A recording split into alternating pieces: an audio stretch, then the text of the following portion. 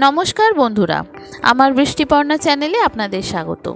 আজ আমি চলে এসেছি মাছের তেল দিয়ে নোটে শাকের একটা চচ্চড়ি নিয়ে। এই মাছের তেল দিয়ে নোটে শাক এত সুন্দর খেতে হয়, আগে না খেয়ে থাকলে এইভাবে একবার ট্রাই করতে পারেন। দেখেছেন কত সুন্দর দেখতে হয়েছে, আর কালারটা এত সুন্দর এসেছে, খেতে না জানি কত সুন্দর হবে। দারুণ সুন্দর খেতে হয় এইভাবে করলে। চলুন তাহলে রেসিপিটি দেখে নেওয়া যাক। আমি এখানে কুমড়ো, আলু, বেগুন কেটে নিয়েছি।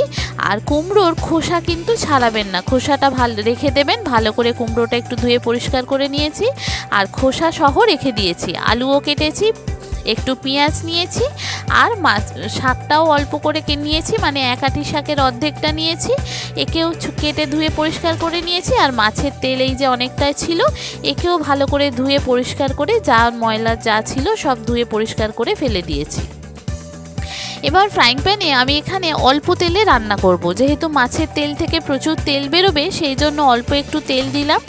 দিয়ে তেজপাতা, শুকনো লঙ্কা, 5 ফোড়ন আর জিরে ফোড়ন দেব। ফোড়নটা কিন্তু খুব ভালো করে ভাজতে হবে। যখন ফোড়নের সুন্দর গন্ধ বেরোবে, তখন আমি যে আলুটা নিয়েছি, আলুটা কুমড়োটা কেটে নিয়েছি, সেই আলুটা কুমড়োটা এখানে দিয়ে দেব। আলুটা কুমড়োটা এর সঙ্গে ভালো করে ভাজবো। আপনি এখানে ঢাকা দিয়ে দিয়ে ভাজতে পারেন, তাহলে কিন্তু ভাজাটাও ভালো হবে আর সিদ্ধটাও হয়ে যাবে। আমিও এখানে ঢাকা দিয়ে দিয়েই ভেজেছি। দেখুন এবার আলুটা কুমড়োটা ভাজা হয়ে গেছে। এবার এক সাইডে করে দিয়ে যে পেঁয়াজটা নিয়েছিলাম, সেই পেঁয়াজটা এখানে দিয়ে দেব। দিয়ে এটাকেও ভালো করে ভাজবো। বন্ধুরা, রেসিপিটি যদি ভালো লাগে তাহলে আমার চ্যানেল বৃষ্টিপর্ণাকে অবশ্যই সাবস্ক্রাইব ও ফলো করে দেবেন, আর পাশে থাকার বেল আইকনটি অবশ্যই অন করে দেবেন। তাহলে ভিডিও আপলোডের সাথে সাথেই আপনাদের কাছে নোটিফিকেশান চলে আসবে ভিডিও আপলোডের। কেমন হলো রেসিপিটা অবশ্যই জানাবেন। ভালো লাগলে একটা লাইক ও শেয়ার করে দেবেন। আপনারাও কি এইভাবে নোটে শাক মাছের তেল দিয়ে করেন? যদি করেন সেটাও আমাকে কমেন্ট করে জানাবেন। দেখুন পেঁয়াজটা আলু কুমড়োর সঙ্গে খুব ভালো করে ভাজা হয়ে গেছে। এবার আমি এটাকে এক সাইড করে দেব। দিয়ে তারপরে মাছের তেলটা দেব। দেখুন এটা সাইড করে দিলাম, দিয়ে মাছের তেলটা দিলাম। দিয়ে মাছের তেলটা এখানে কিন্তু খুব ভালো করে আমাকে ভাজতে হবে। যদি ভালো করে না ভাজা হয়, মাছের তেলের একটা আষ্টে গন্ধ থাকে। সেই জন্য মাছের তেলটা এখানে আমি ফ্লেমটা বাড়িয়ে দিয়েছি, দিয়ে খুব ভালো করে ভেজেছি। যত ভালো করে ভাজা হবে, দেখবেন মাছের তেলটা গলে পুরো তেলটা একদম আমার ফ্রাইং প্যান ভর্তি হয়ে যাচ্ছে। দেখুন কত করে তেল বেরোচ্ছে, আর এখানে তেলটাও কিন্তু কমে আসছে। এইভাবে আমি পুরোটা ভেজে নিয়েছি।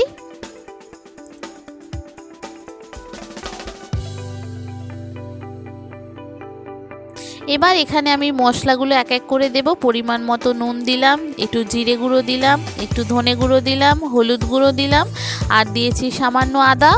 দিয়ে এটাকে মশলাটাকে খুব ভালো করে কষিয়েছি। লঙ্কা গুঁড়ো দিয়েছি পরিমাণ মতো, আর দিয়েছি সামান্য চিনি। দিয়ে এটাকে ভালো করে মশলাটা এই সবজি আর তেলের সঙ্গে খুব ভালো করে কষাবো। কষানো খুব ভালো করে হয়ে গেলে তারপর আমি বেগুনটা নেব, আর শাকটা যেটা কেটে রেখেছিলাম শাকটা দেব। বেগুনটা আগে নিয়ে ভেজে নিলে কি হয়, অনেক সময় তেলটা শুষে নেয়, মশলাটা কষানো খুব একটা ভালো হয় না। সেই জন্য মশলাটা কষানো হয়ে গেলে তারপরে আমি এখানে বেগুনটা দেব। দেখুন মশলাটা আমি খুব ভালো করে কষাবো। এখানে নেড়ে নেড়ে নেড়ে নেড়ে অনেকক্ষণ থেকে মশলাটা কষাবো। তারপর বেগুনটা দেব, তারপর শাকটা দেব। দিয়ে তারপরে এখানে আমি ঢাকা দিয়ে দিয়ে কষিয়েছি। শাকটা দেওয়ার পর আমি ঢাকা দিয়ে দিয়েছিলাম। দিয়ে তারপরে এখানে আমি কষিয়েছি। এত সুন্দর খেতে হয়। যারা পুরানো রাঁধুনি অনেকে হয়তো এইভাবেই করেন, যারা নতুন রাঁধুনি এইভাবে ট্রাই করতে পারেন। কথা দিচ্ছি খুব ভালো লাগবে। যেমন সুন্দর খেতে হয়, তেমন দুর্দান্ত লাগে খেতে। আর এই ছোট ছোট নোটে শাক এই মাছের তেল দিয়েই কিন্তু খেতে সুন্দর লাগে। এবার দেখুন শাকটা অনেকটা কমে এসছে। আমিও এখানে কম ঢাকা দিয়ে দিয়ে এটাকে নাড়ছি।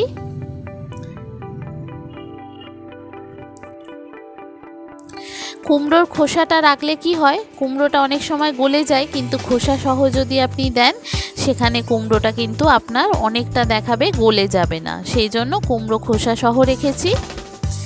এবার দেখুন মশলাটা ঢাকা দিয়ে দিয়ে কষাচ্ছি। কতটা তেল বেড়ে গেছে, আর মশলাটার কালারটাও খুব সুন্দর এসছে, দেখতেও খুব ভালো লাগছে। খুব ভালো করে এটা ভাজতে হবে কিন্তু।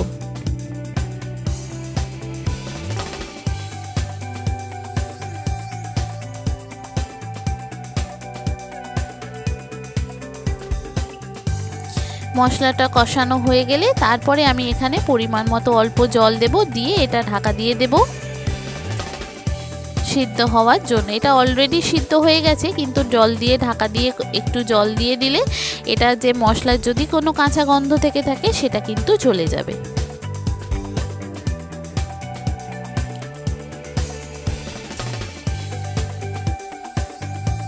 অল্প একটু জল দিলাম, দিয়ে এটা ঢাকা দিয়ে সিদ্ধ হতে দিয়ে দেব।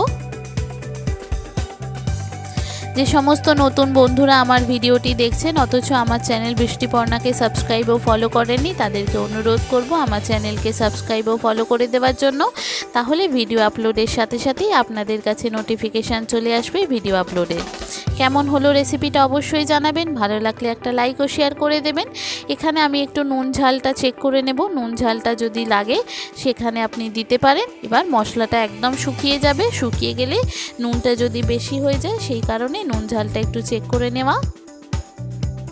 একদম শুকনো শুকনো করে তারপর নামাবো। দেখেছেন কত তেল ভর্তি হয়ে গেছে, আমি কিন্তু এত তেলে রান্না করিনি, অল্প তেল দিয়েছিলাম। আর মাছের তেলটা যেহেতু বড় মাছের তেল ছিল, প্রচণ্ড ভালো ছিল আর প্রচুর তেল বেরিয়েছে মাছের তেলটা থেকে।